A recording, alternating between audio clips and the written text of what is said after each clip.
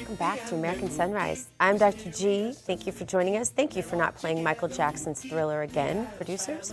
It is time now for today's health news, sponsored by the Wellness Company. Under the microscope today, some tips to help you deal with the clocks changing this weekend. First of all, needs to stop. I think we need to eliminate.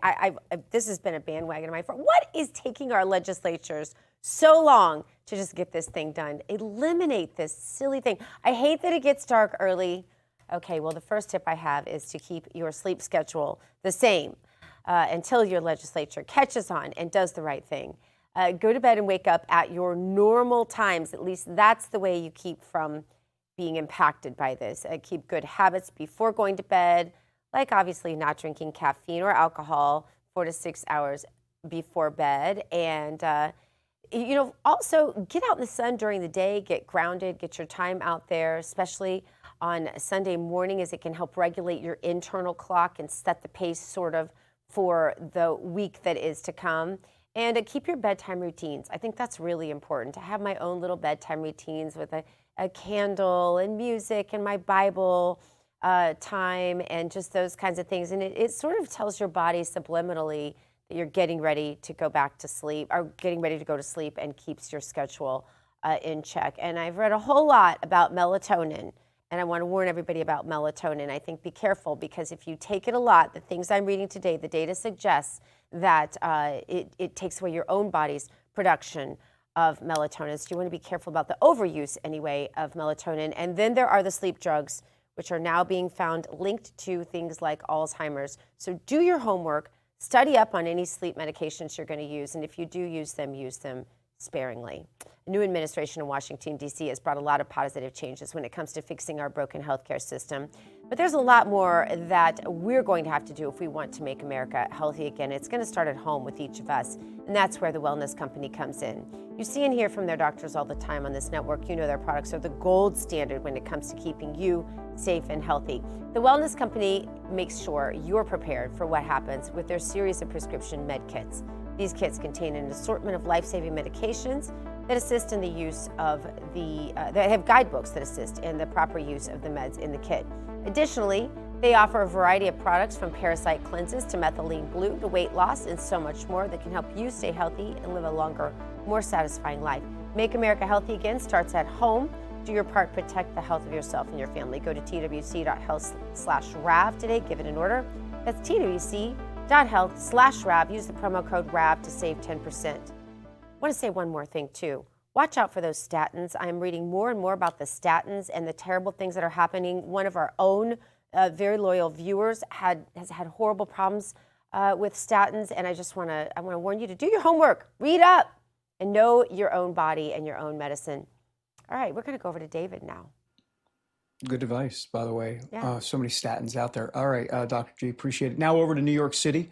The off-year elections, by the way, are getting closer. They're just 5 days away. New York, of course, Zohran Mamdani still holds a commanding lead in the polls. These polls suggest Mamdani leads former New York Governor Andrew Cuomo, I call him COVID Cuomo, and GOP candidate Curtis Sliwa by wide margins. There's a new Quinnipiac, I can say it, Quinnipiac University poll shows Mamdani has a 10% lead over Cuomo, nearly 30-point lead, by the way, over Sliwa. Then there's this Emerson College Pix 1 and the Hill poll. It shows Mamdani leading by 25 over Cuomo, and again, about 30 or so over Sliwa. So for more, let's bring in the host of Breaking Point, which you can see here on weekends here on RAV. That would be David Zere. David? Good to see you, sir. So what do you think? Any shot at a miracle here? Because this train seems to have left the station a long time ago, brother. Yeah, good morning, David. I've been on the ground all week in Manhattan meeting with candidates for city council, the DA. I was with Sliwa the other night. 2 million voters approximately may turn out, the highest number since 1969, which had an 80% turnout, which is incredible. But 400,000 people have early voted so far, David, and it ends tomorrow. But the trend of voting for early voting is getting younger day by day, which may benefit Mamdani. It's 4 times the early voting numbers from the 2021 one race. Mamdani has a 16-point lead in the aggregate of all the major polls. And if Sliwa dropped out even a few weeks ago, you aren't going to get enough Republican voters to swallow the pill and vote for Cuomo, who made New York a sanctuary state in 2017, passed bail reform, allowing thousands of violent recidivist criminals to commit violent crimes again against New Yorkers, and the 15,000 people who died in the nursing homes due to his policies. And then Cuomo doubles down and says he won't cooperate with ICE.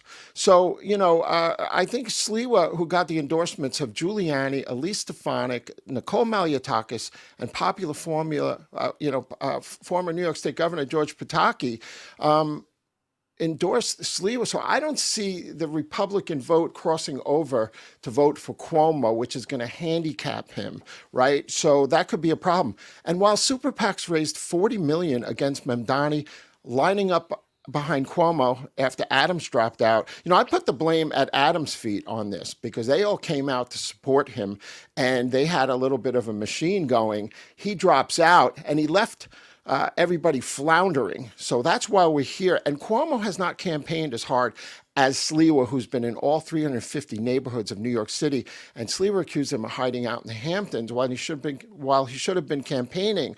So, it's a real it's a quandary for New York. And I think Mamdani will probably be the next mayor of New York City. Wow, I can't imagine what that's going to look like, but I guess we're going to find out. David, CNN pollster Harry Enton is shocked Republicans are not losing support in this situation, in the shutdown, rather. Take a look at this. One thing that might end a shutdown is political pain if parties start to feel that it's hurting them. So let's talk about that, starting with Republicans. How has the shutdown seemed to have affected their political standing? Yeah, you might think, given that the Republicans are in charge of both the House and the Senate, that a government shutdown might actually hurt the Republican brand. But in fact, it hasn't. If anything, it's been helped a little bit. Take a look here, the shift in net popularity versus pre-shutdown. When we're looking at the Republican Party overall, that brand actually up 2 points. That's within the margin of error, but clearly it hasn't dropped. Come over to this side of the screen. Look at the net approval ratings for Republicans in Congress. It's actually up 5 points since pre-shutdown. So what we're seeing here is the Republican brand in Congress has actually improved somewhat compared to where we were pre-shutdown, despite the fact that Republicans control. And that's the math that John Thune and Mike Johnson are looking at is, well, hey, why should we give, and electorally speaking, when our brand has actually improved a little bit? Yeah, David, I really think part of this has to do with authenticity and communication from President Trump. I mean, he has been nonstop beating the drum, telling his side, telling the Republican side of things. And the Democrats hide and lie.